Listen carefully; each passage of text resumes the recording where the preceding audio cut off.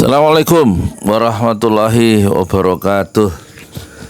Saya Yudi Pramuko, tukang bubur ayam dari Parung, YouTuber politik tertua di semesta. Alhamdulillah, wassalatu wassalamu ala rasulillah. Baru sholat subuh ini selesai. Udah sholat subuh belum?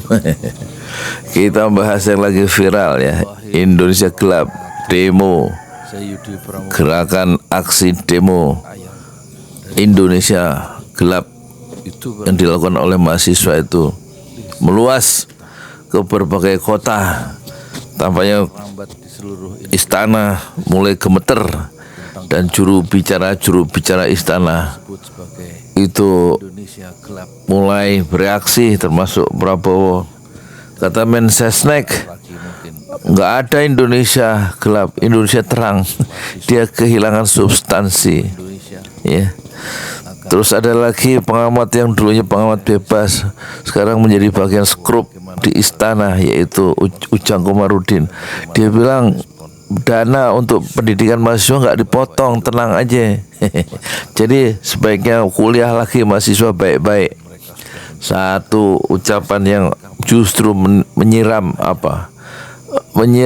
api yang kecil itu api yang seperti disiram oleh bensin, justru akan membesar demo-demo mahasiswa itu nanti makin meluas. Terus ada lagi ya, juru bicara siapa itu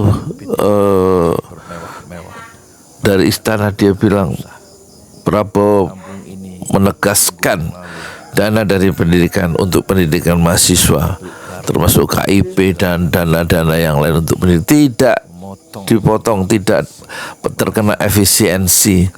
Tetapi masalahnya bukan soal kepentingan mahasiswa yang terganggu.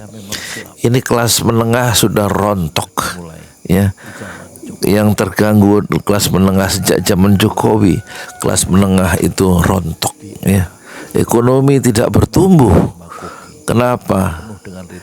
Ya karena anggaran jor-joran dipakai untuk proyek-proyek mercusuar, bukan untuk mensejahterakan rakyat. Kesejahteraan rakyat makin jauh. Dan sekarang sama, Prabowo juga begitu. Justru kesejahteraan rakyat makin dipotong.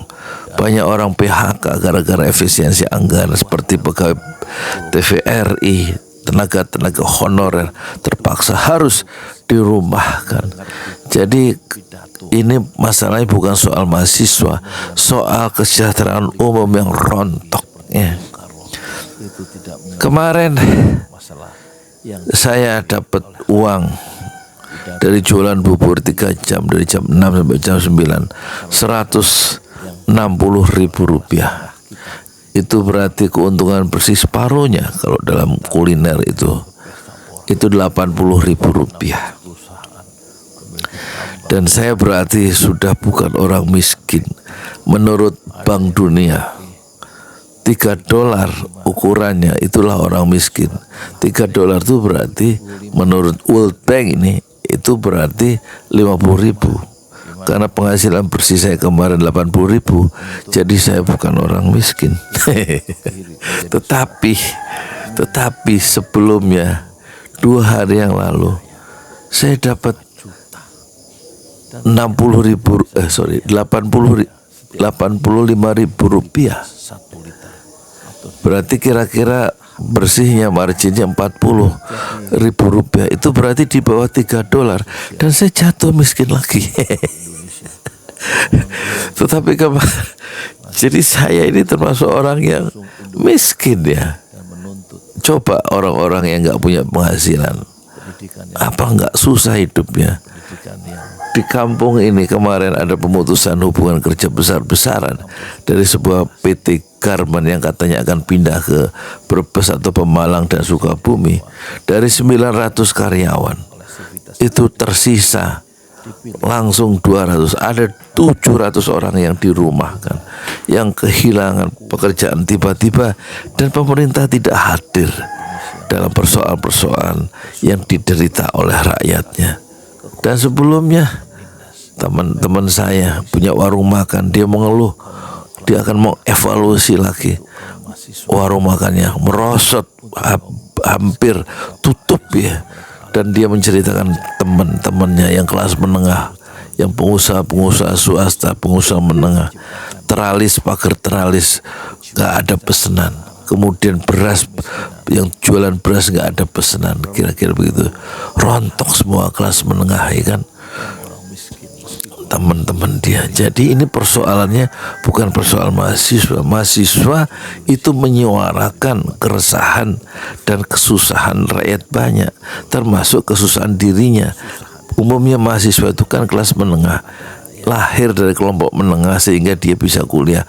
Mungkin bapak ibunya itu ASN dan ASN mengalami kesulitan, harga-harga naik, penghasilan tidak bertambah, sementara mahasiswa mengalami uang jajannya berkurang, uang bensinnya mungkin berkurang, dan dia mendengarkan percakapan di dalam keluarganya bahwa ekonomi makin sulit.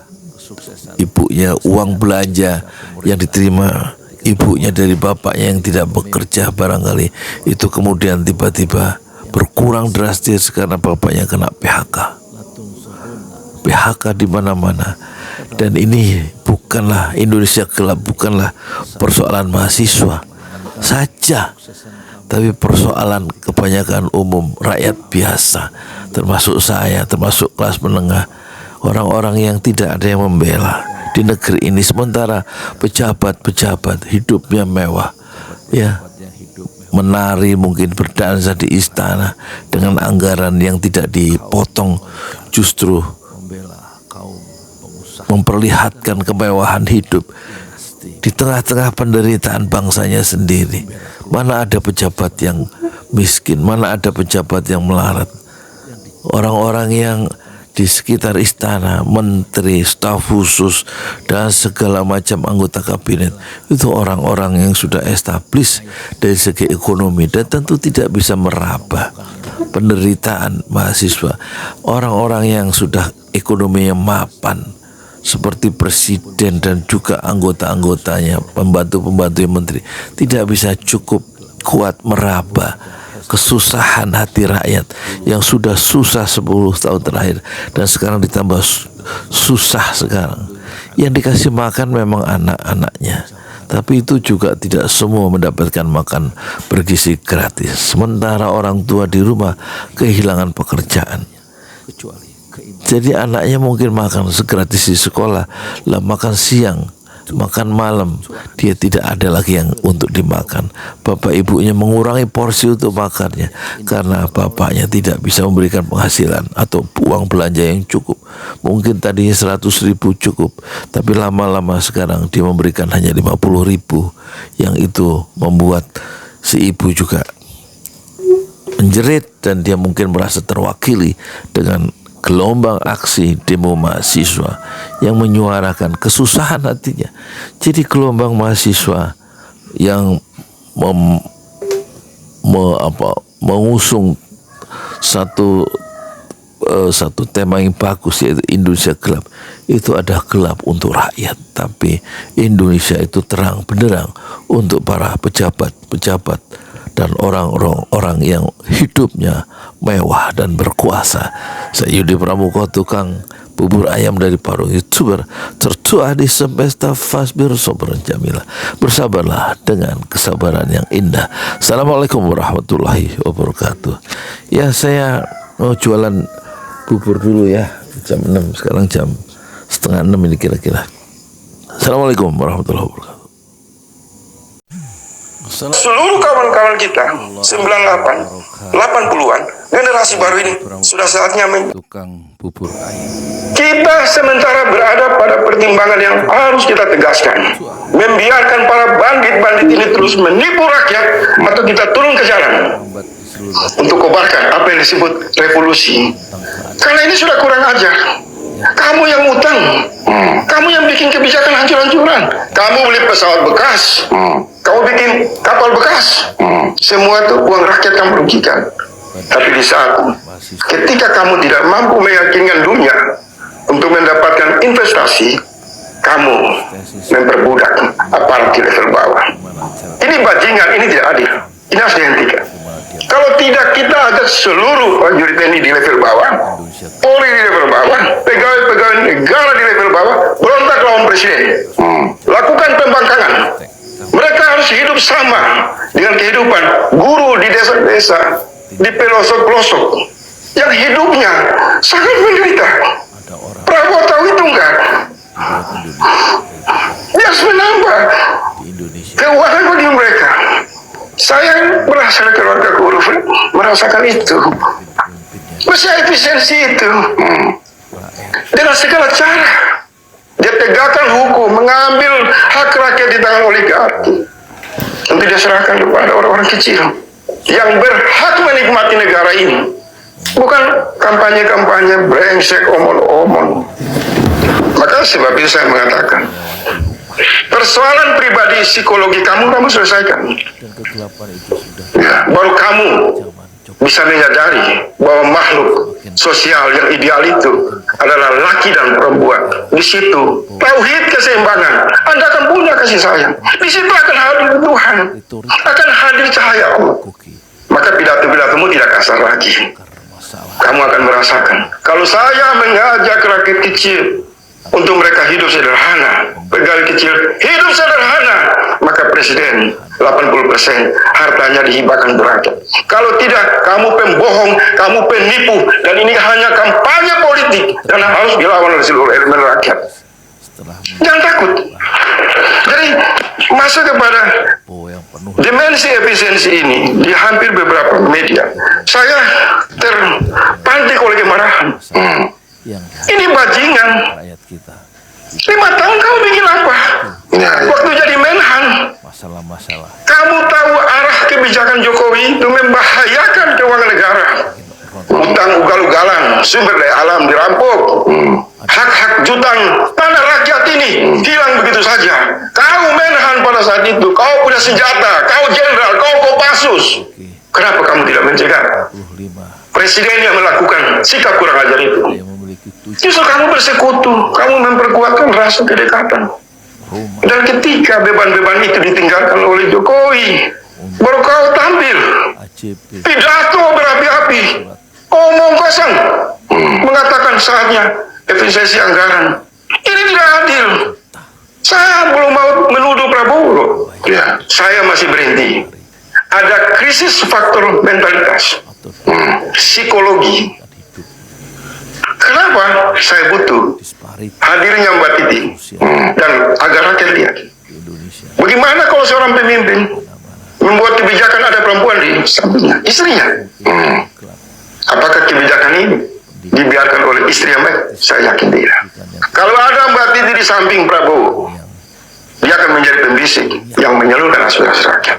Sekarang kalau kita lihat memang Mbak secara substansi. Sorry Bang, ini agak sedikit emosional karena ini memang seorang pemerintah itu harus emosional. Masalah jutaan hajat hidup orang banyak. Jadi pola efisiensi ini adalah copy paste Firaun, copy paste Namrud. Secara pendekatan spiritual tidak ditemukan kepemimpinan yang berbasis arah mana keadilan.